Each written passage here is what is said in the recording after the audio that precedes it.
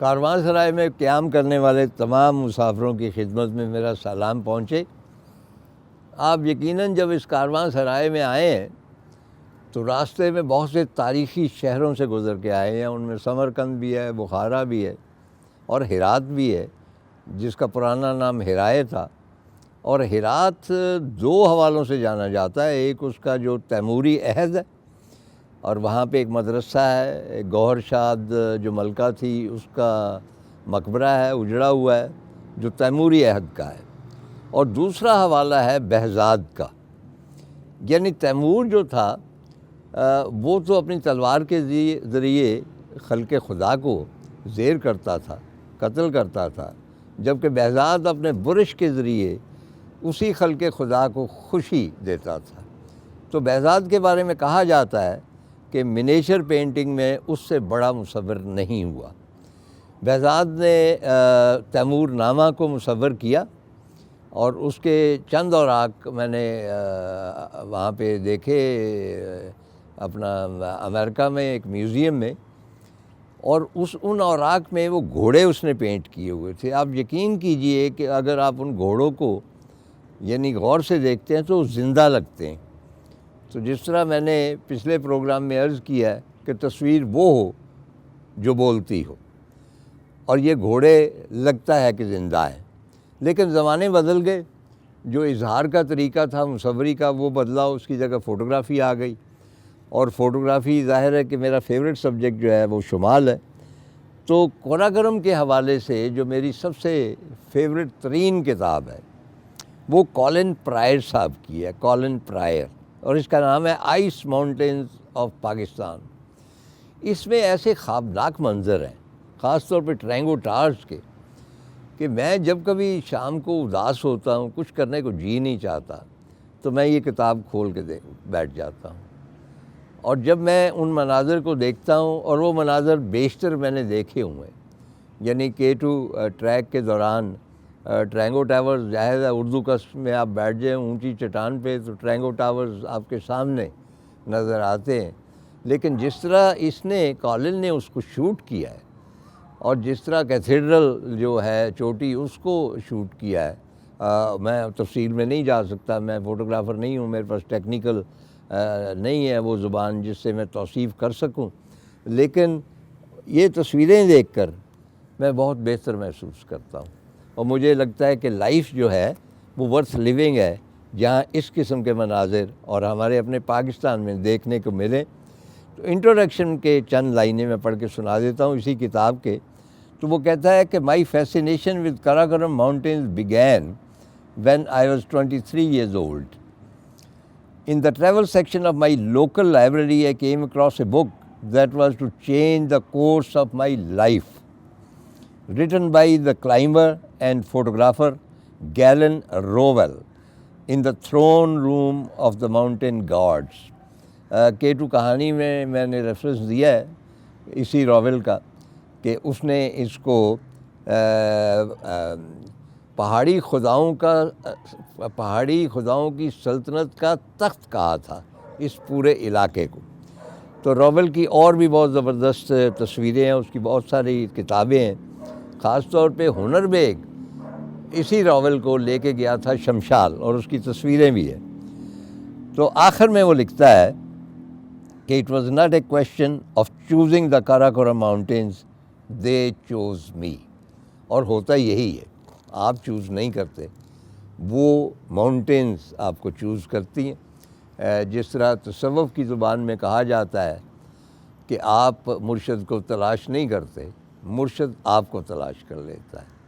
चुनांचे हमारे यहाँ एक ऐसी शख्सियत मौजूद है, गुलरेज़ हैं और गौर भी करते हैं, तो गुलरेज़ गौरी हैं, जो मेरा ख़्याल है कि नॉर्दर्न एरिया की और जनरली पाकिस्तान की फ़ोटोग्राफ़ी के हवाले से इनका शुमार पायनीज़ में होना चाहिए।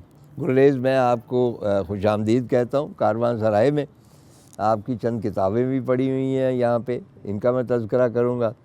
कुछ ये जो सफ़र था फ़ोटोग्राफ़ी का, यहाँ तक आप पहुँचे, इसका जो पैशन था, जज्बा था, मुहर्रक था, फैसिनेशन थी, क्रिएटिविटी थी, क्या थी जिसने आपको इस तरफ माइल किया? मैंने ये फ़ोटोग्राफ़ी का सफ़र 1978 से किया जी शुरू। मैं उस वक्त एनालॉग कैमरे थे, इतने वसाइल भी नहीं थे जी।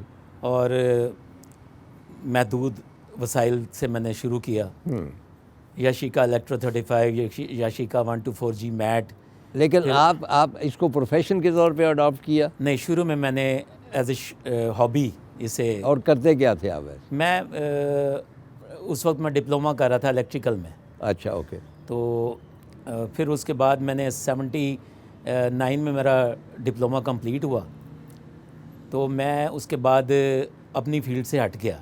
मेरे पेरेंट्स की डेथ हो गई तो मैं फिर फ़ैसले भी खुद करता था, क्योंकि पहले तो माँ बाप के फ़ैसलों के बगैर आदमी। अच्छा, याशिका कैमरा आपने पहले लिया? जी, याशिका इलेक्ट्रो 35 था, याशिका 124G मैट था। एक चाइना का कैमरा आता था सीगल, वो 124G मैट की तरह का बना हुआ था। वो ज़रा सस्ता होता था तो वो भी हमने इस्तेमाल किया। फिर पेंटेक्स में यूज़ करता रहा। नहीं, मतलब फ़ोटोग्राफी की तरफ आए क्यों? मतलब नाच गाना क्यों नहीं शुरू कर दिया, या कोई एक्टिंग क्यों नहीं शुरू कर दी? मुझे शुरू से ही ना कुदरती मनाजर का बड़ा क्रेज़ होता था। मैं बचपन से ही हाथ से बनाया करता था पेंटिंग्स। अच्छा। और जिसमें एक पहाड़ होता था, एक बल खाती नदियाँ आ रही थी, एक झोपड़ी होती थी, सूरज डूब रहा होता था। ये हर बच्चा बनाता। जी हाँ, हमने भी बचपन में जी, तो वो इस तरह की चीज़ें मैंने बनाना, तो मेरा बचपन से ये क्रेज़ होता था। तो फिर वो आस्ता आस्ता जब मेरे हाथ में कैमरा आया तो मैंने इस चीज़ को ना फिर इम्प्रूव किया अच्छे तरीके से। तो फिर उसके बाद मैंने महसूस किया कि मैं इस फील्ड में आगे जा सकता हूँ, क्योंकि लोगों ने मुझे बड़ा अप्रिशिएट किया जब मैंने पिक्चर्स लेनी शुरू की उस वक्त। कौन सी पिक्चर्स थी वहाँ से? लैंडस्केप ज़्यादातर। अच्छा। लोगों की भी पिक्चर्स उतारता था, लोगों को उतार के देता था पिक्चर्स। तो लोग बहुत पसंद करते थे। उस ज़माने में ब्लैक एंड वाइट दौर था। जी हाँ। फिर ये 70, मेरा ख्याल है 77 की बात है कि फ्यूजी कलर लैब पाकिस्तान में लगी, तो फर्स्ट टाइम वो कलर्ड फिल्में। और मुझे याद है कि एक शादी थी, बहुत माशाल्लाह मुतमव्वल फैमिली थे। तो वालिद साहब जो थे उनके बेटे की शादी हो रही थी, तो उन्होंने पूरी बारात को कैमरा दिखा के कहा कि भाई मैं तस्वीरें खींचने लगा हूँ और ये कलर हैं। अच्छा। 12 इसमें हैं, ख़राब नहीं होनी चाहिए। तो हर शख्स जो था वो बिल्कुल अटेंशन होके बैठ गया और अपनी टाइयाँ वाइयाँ सी कि कलर तस्वीर उतर रही है। ये वो ज़माने। जी हाँ, बिल्कुल ऐसे ही है। तो वो जब मैंने फ़र्स्ट टाइम वो पिक्चर्स डेवलप करवाई कलर्ड, तो मैं खुद देख के तो दंग रह गया। उसके कलर्स और उसकी शार्पनेस और उसकी टोन वगैरह देख के तो मैं बड़ा खुश हुआ। और वो लोग भी जिनको मैंने तस्वीरें बना के दी, वो बेइंतहा खुश हुए। अच्छा गौरी साहब, वैसे एक और जो नुक्ता नज़र है फ़ोटोग्राफ़ी के बारे में, जो बहुत दुनिया के बड़े बड़े फ़ोटोग्राफ़र हैं, मेरा ख्याल है काश हैं कनाडा वाले, बहुत हो चुके हैं, उनका ये ख्याल है कि असल फ़ोटोग्राफ जो होती है वो ब्लैक एंड वाइट होती है। जी बिल्कुल ऐसा ही है। आज भी ब्लैक एंड वाइट का और जो, अब हम फिर ब्लैक एंड वाइट की तरफ नहीं वापस जा रहे। बिल्कुल ऐसा ही है, क्योंकि उसका एक अपना चार्म है जी। ब्लैक एंड वाइट का एक अपना चार्म है, कलर्ड का एक अपना चार्म है। और मेरा ख्याल लोग अब कलर्ड से उकताते जा रहे हैं और दोबारा ब्लैक एंड वाइट की तरफ आ रहे हैं। ब्लैक एंड वाइट आज भी फ़ोटोग्राफ़ी बड़ी खूबसूरत है, अगर सही तरीके से की जाए तो। अभी तो डिजिटल टेक्नोलॉजी आ गई है, अभी तो बड़ी इम्प्रूवमेंट्स आ गई। जी हाँ। अच्छा, तो आपने कौन से फेवरेट सब्जेक्ट थी आप? मेरा फेवरेट सब्जेक्ट था जी पोर्ट्रेट और लैंडस्केप फ़ोटोग्राफ़ी। अच्छा, पोर्ट्रेट में आपने किसको फॉलो किया, किससे मुतासर हुए? मैं ज़फ़र साहब से ज़्यादा मुतासिर था। अपने जो पाकिस्तान में, मैंने ज़्यादा उन्हीं को फॉलो करके फ़ोटोग्राफ़ी की।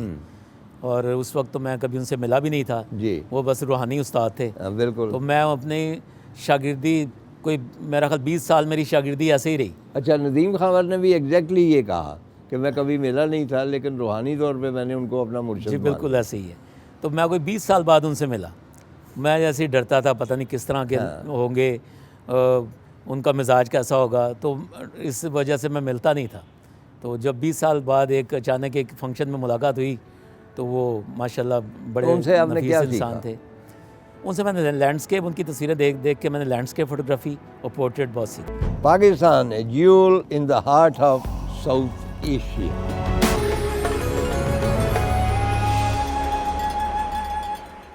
अच्छा, शाहिद जो थे जैदी साहब, जी जी, वो हमारे साथ गए थे अपना हरामोश। जी जी। और वहाँ एक पुराना सा कैमरा लेके गए थे।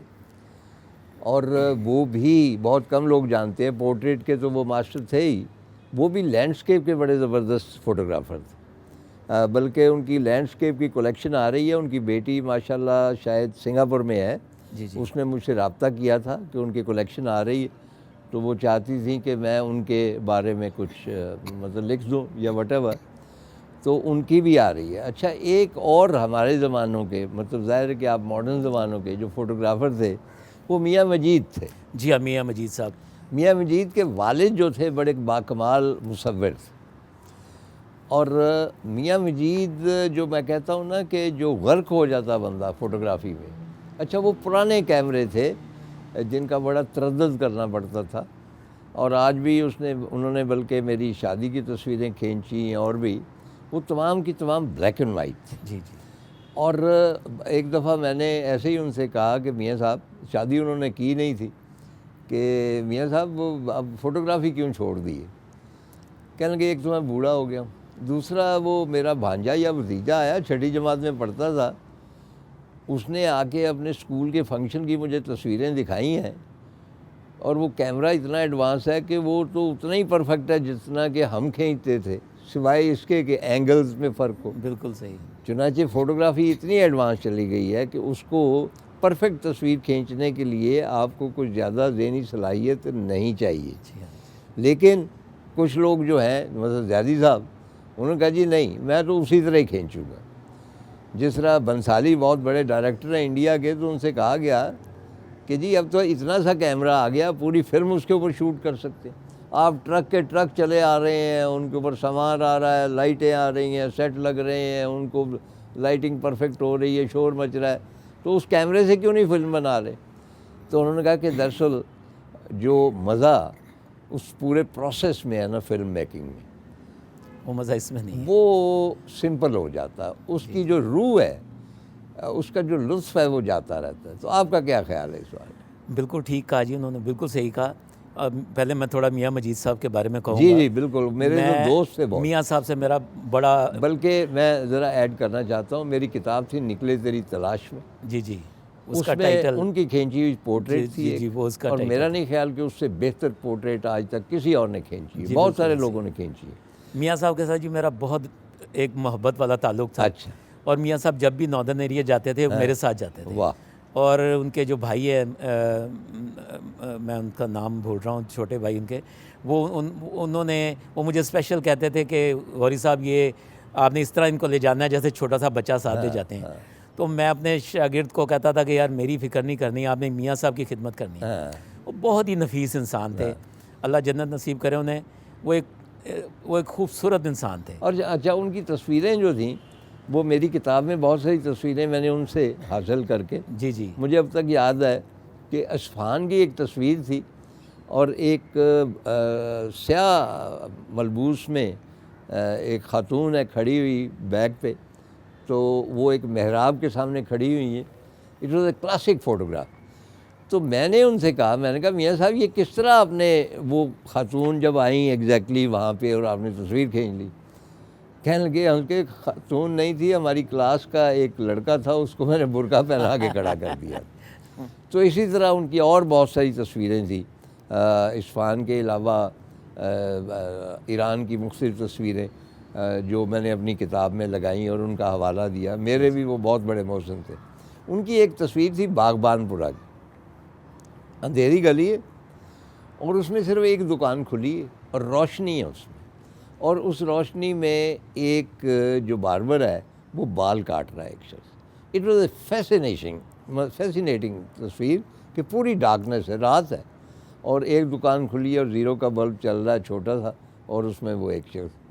जी हाँ, मियाँ साहब ज़्यादातर इसी तरह की फ़ोटोग्राफी करते थे और ब्लैक एंड वाइट में करते थे मियाँ जी हाँ, साहब। जी हाँ, तो बिल्कुल ऐसे ही है जैसा आप अभी पूछ रहे थे कि वो इसमें मज़ा क्यों है और अभी कैमरा में मज़ा क्यों नहीं है।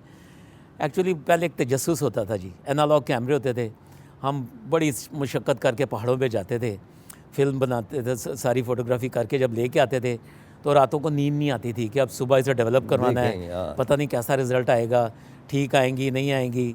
अच्छा, तो ये जो एक्साइटमेंट ये ख़त्म हो गई ना। ये एक्साइटमेंट ख़त्म हो गई। मुझे अब याद है कि मुझे भी थोड़ा सा शौक़ था, और मैं पहले बता चुका हूँ कि पहला कैमरा मैंने वो बेबी ब्राउन या क्या था कोडेक का 22.5 रुपये में लिया था। और मुझे इंस्ट्रक्ट किया था ज़ैदी साहब के वालिद साहब ने कि बेटे जब भी तस्वीर उतारनी है आपने ये एहतमाम करना है कि सूरज आपकी बैक पे हो। अच्छा, वो एक तरीका था और सारी उम्र मैंने उसके ऊपर अमल किया। लेकिन वो जो आपने कहा है ना, अब मुझे भी डेवलप करने का शौक़ था। चुनांचे बाज़ार से वो सारी चीज़ें लेके आए, वो फिल्म जो कच्ची फिल्म थी वो लेके आए, और वो एक सांचा सा होता था लकड़ी का, उसमें नेगेटिव डाल के ऊपर वो रखी, और उसके बाद क्योंकि लाइट दिखानी तो भागते हुए बाहर गए किचन में, यूँ उसको लाइट दिखाई, फिर भागते हुए अंधेरे कमरे में गए, और उसके बाद जब उसको उस महलूल में हम डालते थे और आहिस्ता आहिस्ता वो जो शबाहत है उसकी तस्वीर की, ब्लैक एंड वाइट की, वो उभरनी शुरू हो जाती और तस्वीर वाज़ेह होनी शुरू हो जाती है। मेरा ख्याल है इससे बड़ी एक्साइटमेंट और एक्साइटमेंट वो जैसे जैसे तस्वीर वाज़ेह होती थी आदमी को बड़ा एक एंजॉय करता था आदमी अपनी तस्वीर देख के।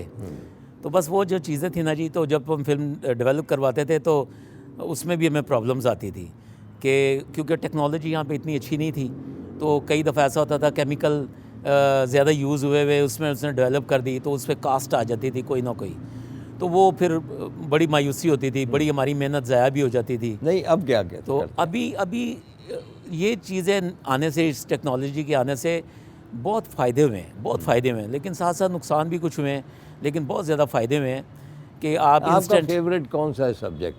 बहुत ज़्यादा फेवरेट मेरा सबसे ज़्यादा लैंडस्केप फोटोग्राफी है जी। लैंडस्केप, और लैंडस्केप कहीं की भी हो, पंजाब हो, सिंध हो, मैंने तकरीबन पाकिस्तान के हर एरिया के लैंडस्केप। सागर का सिंध सागा,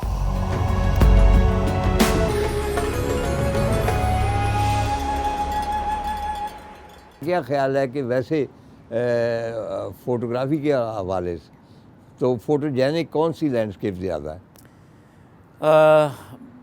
देखिए जी, पाकिस्तान तो सारे ही बड़ा खूबसूरत है। मैंने कोई दुनिया के 43 ममालिक देखे, तो लेकिन मैं ये बड़े फ़ख्र से कहता हूँ हमेशा हर जगह पे कि हमारा मुल्क जितनी वर्सटाइल ब्यूटी हमारे मुल्क में वो किसी जगह नहीं है। अच्छा, ये किताब भी तो आपकी शाया हुई, कौन सी है ज़रा दिखाएं। ये किताब है जी पाकिस्तान हेवन ऑन अर्थ। अच्छा, ये पाकिस्तान के ऊपर? जी हाँ, पाकिस्तान के ऊपर ये किताब है मेरी, और ये इसकी इनाग्रेशन भी अमेरिका में हमने की है। अच्छा, और ये किताब मेरी लाइफ की जो बाकी 13 किताबें थी, ये उनमें सबसे ज़्यादा। अच्छा, आप 13 किताबें? 14 मेरी टोटल किताबें, ये 14वीं किताब मेरी। अच्छा, उनमें सबसे अहम ये सबसे अहम किताब। क्या इसमें कौन सी तस्वीरें आपको बहुत पसंद है? मुझे सारे नॉर्दर्न एरिया की जो पिक्चर्स हैं, हाई एल्टीट्यूड एरिया की, नहीं, लेकिन नॉर्दर्न एरिया में तो कमाल उसका नॉर्दर्न एरिया का ज़्यादा है ना। जी हाँ, फोटोग्राफर का कमाल कहाँ दिखाई देता? फोटोग्राफर का कमाल ये है जी कि जो लाइट और जो एंगल हम शूट करते हैं, हाँ, वो आम एंगल या आम लाइट नहीं होती। डिफ़िकल्ट लाइट में ज़्यादातर मैं काम करता हूँ, और ज़्यादातर मैं बैड वेदर में काम करता हूँ। अच्छा, मुझे बैड वेदर फोटोग्राफी बड़ी पसंद है। अच्छा, बारिश हो रही है या बारिश हो रही है, बादल हैं, गहरे बादल हैं, बादल नीचे बैठे हुए हैं वैलीज में, लाइट ना हो, जिसमें लाइट कम हो, मैं वो मेरा सब्जेक्ट है ज़्यादा। हाँ, तो वो मैं उसमें बड़ा अच्छा फील करता हूँ काम करते हुए। पैदल ट्रैकिंग वगैरह करके जाना, पहाड़ों पे जाना, ये मेरा एक पैशन है। अच्छा, ट्रैकिंग में कहाँ कहाँ गए? मैं बाल्तोरो मैंने सारा एक्सपोज किया है। हाँ। और फिर उसके बाद मैंने गोंडोगोरुला क्रॉस किया है। अच्छा, K2 में कोई 5 बार गया हूँ। अच्छा, जी हाँ, लेकिन मुझे सिर्फ ज़िंदगी में एक बार K2 क्लियर मिला है, और वो भी एक हादसतन मैं एक आर्मी की टीम के साथ गया था। एक खातून थी सन 2000 में, जो पहली खातून थी जो K2 क्लाइम करके ज़िंदा वापस आई थी। अच्छा, और वो खातून जो थी वो बेसिकली क्लाइमर नहीं थी, वो एक मॉडल थी। उसका जो बॉयफ्रेंड था वो क्लाइमर था। अच्छा, तो वो उसको ले आया साथ, और उसने उसे क्लाइम भी करवा दिया। नहीं, आप उस खातून के हुस्न से मुतासर? नहीं जी, मैं हुस्न से नहीं मुतासर हुआ। नहीं, तो कितनी बड़ी बात है कि आप एक खूबसूरत औरत के हुस्न से मुतासर ही नहीं हुए। मैं असल में उसको फ्रॉस्ट बाइट हो गया था हाथों में और पैरों में। अच्छा। तो जो रेस्क्यू टीम गई थी आर्मी की उसको उतारने के लिए, तो उसके साथ मैं गया था। तो आप उसको उठा के लाए थे? तो नहीं, मैंने नहीं उठाया उसे, वो खुद ब खुद अहली पे जो उनके नहीं, आपने अली टॉप क्रॉस किया ना, होशे में उतरे आप? नहीं, होशे नहीं, K2 बेस कैंप पे उतरे हम। नहीं, यहाँ होशे से उतर गए आप? नहीं नहीं, ये जो K2 की मैं बात कर रहा हूँ ना, जो खातून K2 क्लाइंब करके नीचे आ रही थी, नहीं, गंदोगोरो जो है तो वो तो उधर है ना। गोंडोगोरोला, तो फिर हम वो तो पैदल ट्रैक, वो तो अलग ट्रैक है ना जी। हाँ। हम तो K2 की बात कर रहे हैं, गुडविन आस्टन ग्लेशियर की। हाँ। तो K2 बेस कैंप पे हमने लैंड किया था जहाज़। अच्छा, तो वहाँ पे फिर नहीं उसे वो शॉट जो आप कहते हैं वो कैसे मिला आपको? K2 के हाँ, आपने कहा कि एक दफ़ा सिर्फ। बस वो जब मैं वहाँ पे जिस दिन लैंड किया ना हमने वहाँ पे सुबह, हाँ। तकरीबन कोई 7 बजे का टाइम था। राइट। 5 बजे हम निकले थे स्कर्दू से। पायो से हमने फ्यूल लिया, फ्यूल लेके वहीं पे हमने थोड़ा बहुत नाश्ता किया। नहीं ठीक, वो मतलब है कि वो क्या व्यू क्या था?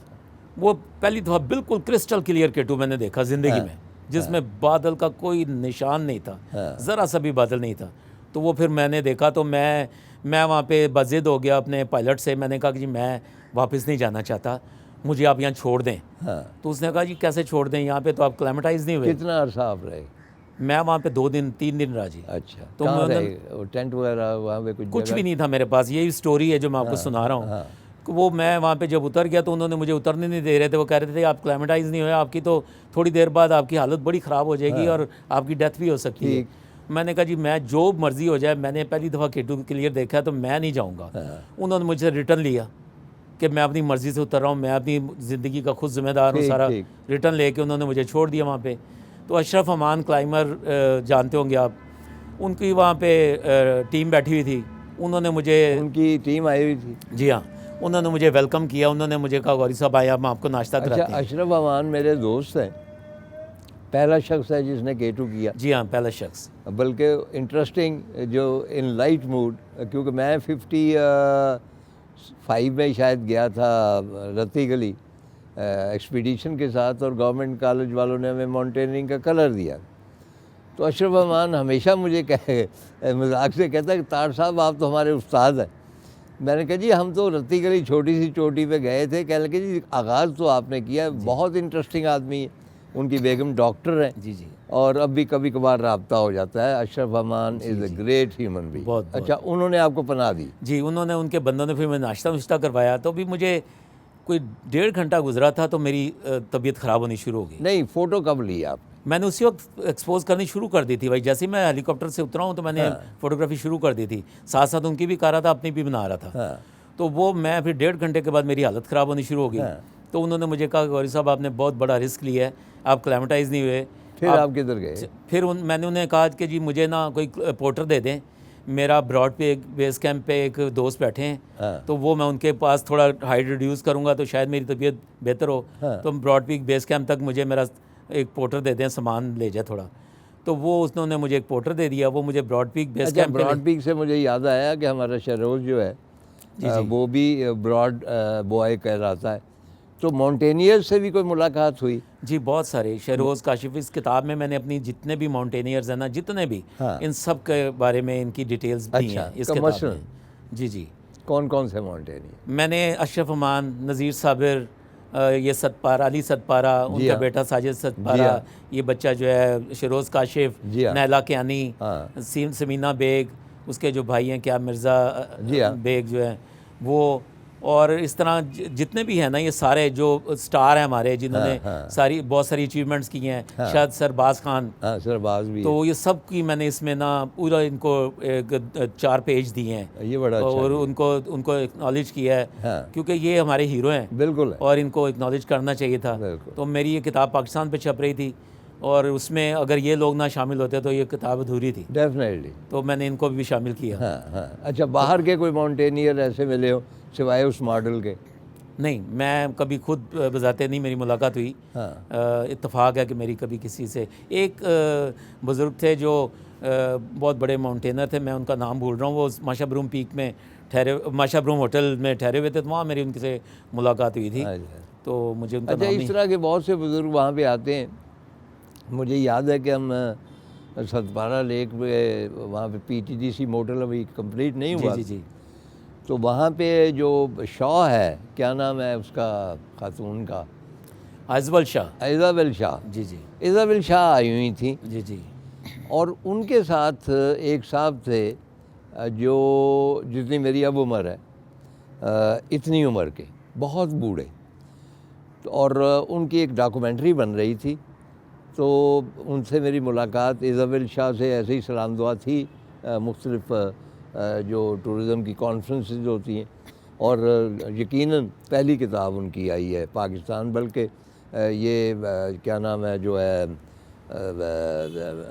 लोनली प्लैनेट और उनकी पाकिस्तान। जी हाँ। इसके सिवा हमारे पास कोई गाइड नहीं थी। मैं जो पहली मरतबा फेरी मेडोज़ गया हूँ बोल्डर रिज के ऊपर से, तो मैं इनकी किताबों की रोशनी में सारे गया। ही इनकी किताबों की जितने भी मैप्स इन्होंने छापे हैं जी अपनी बुक्स में, जितने भी ट्रैकर्स हैं, जितने भी लोग हैं, ये सारे इन्हीं के मैप्स लेके अच्छा, तो जाते वो जो साहब आए फ्रेंच, हैं। जी जी उनसे मेरी गुफ्तगू हुई, बहुत बूढ़े थे, जी जी।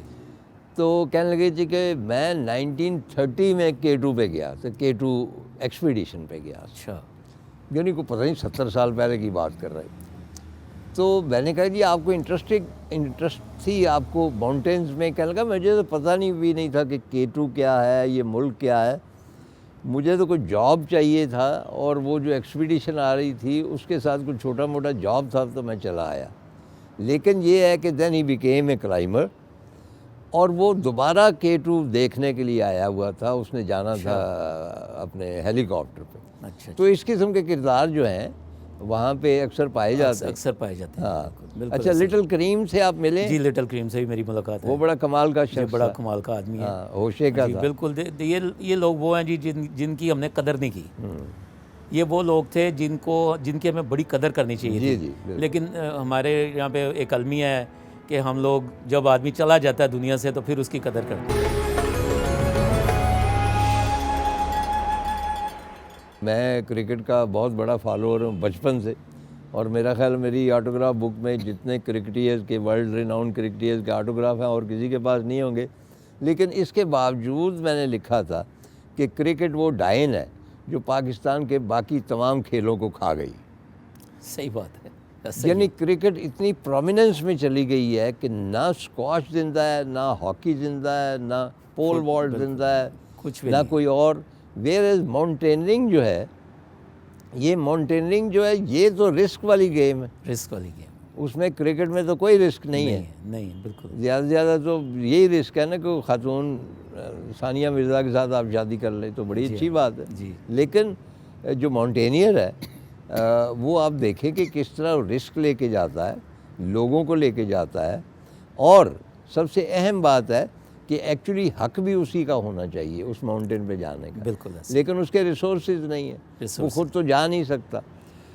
मैंने सजेस्ट किया था एक दो प्रोग्राम्स में, मसलन हमारे यहाँ जो हैं कितनी पीक्स हैं, 8000 हमारे पास 5 है जी। 5 है, और जो है 7000 वो तकरीबन 100 60 से है, ज़्यादा है जी। और जो है 6500 वो सैकड़ों की तादाद। सैकड़ों की अनगिनत हैं जी, आप उन्हें काउंट नहीं कर सकते। तो मैं कहता था कि ये तमाम जो माउंटेन्स हैं, आप इनके नाम हमारे जो बड़े माउंटेनियर्स हैं इनके नाम पे रखते हैं। सबसे पहले नज़ीर सावर माउंटेन आप बनाए ना, कोई किसी को दे दें, बिल्कुल अशरफ अमान की दे दें, बिल्कुल। ये शहरोज़ है, जो भी बिल्कुल। नायला है, ये डिज़र्व करते हैं कि माउंटेन्स के नाम इनके ऊपर हों, बिल्कुल ऐसे ही है। ताकि उसका रेफरेंस से हमारे ही मुल्क का नाम भी रोशन हो। बिल्कुल ऐसे ही है जी, क्योंकि इन्होंने बहुत काम किया है। जी हाँ, और ये कोई छोटी बात नहीं है, आप तो खुद भी ट्रैवलर है, आपने देखा होगा कि ये बड़ी जान जोखों का काम है। जी हाँ, एक शेर का जिगरा है ना जी, उससे भी बड़ा जिगरा चाहिए एक माउंटेन क्लाइंब करने के जी लिए। हाँ। और ये एक बहुत ही जान जोखों का और डेंजरस अच्छा, फोटोग्राफी में भी जान जोखिम का है ना मसला? आप गए वहाँ बीमार हो गए? जी हाँ, बिल्कुल। बहुत ज़्यादा है जी, क्योंकि फ़ोटोग्राफी होती नहीं है इसके बगैर। अब जब तक आप इसमें स्ट्रगल नहीं करते, ट्रैवल नहीं करते, इन सारी मुशक्क़तों को नहीं देखते, अच्छा, कभी मौसमों आपकी की जान मार को नहीं खाते। मज़ीद ख़तरा हुआ किसी तस्वीर को खींचते हुए? गुंडोगोरला पे मैंने 2-3 हादसों से बचत हुई मेरी, स्लिप हुआ हूँ मैं, क्योंकि मैंने वो गोंडोगोरला जो क्रॉस किया ना जी, वो हम अजीब तरीके से किया मैंने। नहीं, रस्सा नहीं था लगा हुआ? नहीं, रस्सा नहीं था। एक्चुअली उस वक्त 9/11 का वाक़या हुआ था। हाँ। तो जैसे ही वाक़या हुआ तो हम मस्करदू में थे, तो उसके बाद नहीं, मतलब ये है कि क्योंकि बाद में वहाँ जब मैं गया हूँ, मैं तो गया तो इसी नीयत से था कि गंदोगोरो क्रॉस करूँ। जी जी लेकिन वो क्या शिपां या क्या जहाँ उसका बेस कैंप है, जी, वहाँ जाके मैंने एक नज़र उसके ऊपर की, मैंने कहा मैं नहीं नहीं जा जा सकते। लेकिन उन्होंने बताया कि वहाँ पे रस्से लगाए हुए हैं, नहीं, वो जब जिस ज़माने में हम गए थे ना जी, रस्से लगे हुए थे। अच्छा। और हमें भी यही पता चला था कि अभी वो रस्से लगे हुए हैं। हाँ। लेकिन वो 9/11 का वाक़या हुआ, अभी 1 महीना गुजरा था, तो वो पता चला कि सारे टूरिस्ट वापस चले गए, तो वो भी रस्सा उतार के वो भी चले गए। अच्छा, रसा लेके तो वो सारे, वो तो जब हम अच्छा पहुँचे गौरी साहब, ये आपकी 3-4 किताबें हैं, 15-16 माशाल्लाह आज की हैं, वेरी इम्प्रेसिव। मसलन ये सिंध सागा जो है, इसके ऊपर मकली कब्रिस्तान की एक कबर है, मिर्ज़ा पता नहीं किसकी है, जी। और उसके बाद ये आपने खुद ही शाया की या स्पॉन्सर? जी, इसमें सारा कुछ मेरा, फ़ोटोग्राफ़ी टोटल मेरी है, लेकिन इसकी फ़ंडिंग जो थी ना, वो पाकिस्तान आर्मी ने की है। नहीं, वो तो मतलब ऑब्वियसली आप मतलब खुद तो अफोर्ड नहीं कर सकते, जी, यही जी। बड़ी बात है कि वो छापने पे मतलब माइल हो जाए। अच्छा, फेमस जो लोग हैं उनकी भी है, माई बागी है, जी हाँ। अलन फ़कीर है, जुम्मन है, यार डाडी इश्क आतिशलाई है वगैरह, ये तो पूरा जी। मोहम्मद इब्राहिम जोयो साहब हैं, बहुत बड़े लोग। और इसने आपने मुकम्मल, अच्छा ये जानवरों की तस्वीरें तो आपकी जी, नहीं है, ये ज़्यादातर हमारी अपनी है। ये उल्लुओं वाली जी, आपकी जी, है? जी, ज़्यादातर। उल्लू आपको पसंद है? नहीं, पसंद तो नहीं है, लेकिन एक्सपोज़ मुझे करने बहुत में पसंद हर्ज क्या है, है। क्योंकि मेरी एक किताब है, उसका नाम है उल्लू हमारे भाई है। अब वो इतनी ज़्यादा फ़रोख्त होती है, तो मैंने पता किया कि क्यों इतनी फ़रोख्त होती, बाकी भी किताबें उतनी अच्छी या बुरी हैं। उन्होंने कहा जी ये बहनें जो है ना अपने भाइयों को बर्थडे पे उल्लू हमारे भाई हैं तोहफे में देती, इसलिए उल्लू मुझे तो बहुत पसंद। ये बहुत ज़बरदस्त किताब जनाब, ये कब छपी थी? ये तकरीबन जी कोई हमने 3-4 साल पहले बनाई थी। अच्छा, ये सिंध सागा हो गया। ये एक हमारी। अच्छा, चोलिस्तान अलहदा आपने किया है? जी हाँ, चोलिस्तान अनबी। चोलिस्तान और बहावलपुर, ये तो देखने के लायक है, सारी आराम से देखी जाए। अब इनकी तफसील के लिए तो कई प्रोग्राम चाहिए, और हमारे पास इतना वक्त नहीं है। कारवांसराय में मेहमान ठहरते हैं, चले जाते हैं रात गुजार के। अच्छा ये भी तो पाकिस्तान के ही हवाले से है पूरी, जी, ए ज्यूल इन पाकिस्तान द है heart jewel in of. The heart of South Asia. ये टाइटल कहाँ का है? ये अताबाद लेक, ये उस वक्त की तस्वीर है जब अताबाद लेक नई नई बनी नहीं थी, थी। और इसकी लंबाई 21 किलोमीटर थी। लंबाई ज़्यादा तो अभी तो तकरीबन 10-12 किलोमीटर रह गई है। अच्छा अच्छा अभी तो बहुत कम हो गया पानी। अच्छा इसी का सेकंड वर्जन जो है पाकिस्तान हेवन ऑन अर्थ है। हाँ। अच्छा, अब आपके क्या मंसूबे हैं, कौन से आप काम कर रहे हैं? अभी मैं जी सिंध पे एक और किताब बना रहा हूँ, द क्रैकल ऑफ डेजर्ट। जी, द क्रैकल ऑफ डेजर्ट, अच्छा। सिंध पे एक किताब बना रहा हूँ मैं, तो वो बस कंप्लीट है किताब। वो मेरा तो ख्याल है उसमें बेसिकली क्या होगा? उसमें असल में वो ये ज़्यादा जो बेस करती है, ये सिंध रेंजर्स पे करती है। अच्छा, जो उनकी वहाँ पे खिदमात है ना सिंध में, वो तो एक ऑफिशियल सरकारी जी हाँ, किस्म का हो जी गया हाँ। ना। वो तो कहते हैं ना लेकिन कि उसमें सब्जेक्ट जो है ना वो सारा उसकी सीनिक ब्यूटी है ज़्यादा। वो तो कहते हैं ना, रोटी तो कमा खाए किसी तो और मुछंदर, तो वो रोटी रोज़गार के लिए ये काम तो करने ही पड़ते हैं, जी हाँ, जी हाँ। जो मतलब है कि स्पॉन्सर्ड होते हैं। लेकिन आपकी असल शख्सियत तो तभी बाहर आती है जब आप अपनी मर्ज़ी से, बग़ैर किसी स्पॉन्सरशिप के, अपनी चाहत से, अपनी कंपल्शन से तस्वीरें खींची। बिल्कुल। और वो भी आपने बल्कि आपके कार्ड बहुत मशहूर है। जी हाँ, मैं जब पाकिस्तान से बाहर जाता था दूसरे मुल्कों में, मैं देखता था कि हर जगह का वो जो व्यू कार्ड हर जगह पे मौजूद होते थे। हाँ। तो फिर मैंने ये इनिशिएटिव लिया, मैंने पहले कोई 20 के करीब कार्ड बनाए, तो लोगों ने बड़े पसंद किए। हाँ। फिर मैंने एकदम उनकी तादाद 100 कर दी, फिर वो भी बड़े पसंद किए गए। फिर वो करते करते हमारे कोई 650 डिज़ाइन कार्ड्स पे हमने डेवलप किए। हाँ। लेकिन अभी दौर बदल गया, वो डिजिटल आने से और वो ये तो व्हाट्सएप आने से वो कार्ड वाला जो सेल थी वो नहीं रही अब। फिर इसके अलावा हमने मैप्स बनाए पाकिस्तान पे, जो कि हमारे काम नहीं था ये बनाना, लेकिन बस शौक़ था।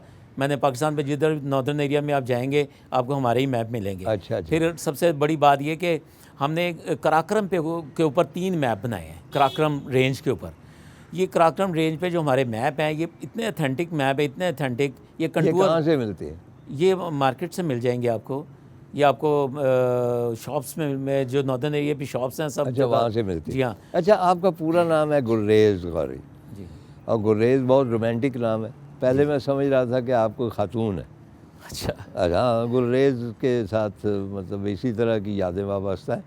और तो गौरी आप इसलिए हैं कि गौर से आए हैं, ये गौर बहुत करते हैं? जी नहीं, बिल्कुल आपने ठीक कहा। मेरे परदादा गौर से माइग्रेट करके पाकिस्तान आए थे। अच्छा, अफगानिस्तान से जी आए? जी। अच्छा। तो वो फिर हमारी 3 नस्लें इधर पैदा हुई, हाँ। तो हम पंजाबी बन गए। बेसिकली मैं पठान हूँ। वापस कभी गए हैं गौर? नहीं जी, मैं कभी नहीं अच्छा, वैसे इन आबाई विलेजेस में जाना भी नहीं चाहिए क्योंकि मायूसी होती है। गया। मायूसी भी होती है, और वैसे भी हालात, मैंने तो जब से होश संभाला है, हाँ। अफगानिस्तान के हालात मैंने तो ठीक नहीं देखे। हाँ पहले वो जंग चलती रही, हाँ, फिर बिल्कुल। वो फिर 9/11 हाँ, के नहीं, बाद हम खुशकिस्मत हैं कि हम जंग से पहले के अफगानिस्तान को देख बस चुके हैं। मैं नहीं देख सका अफगानिस्तान, हाँ।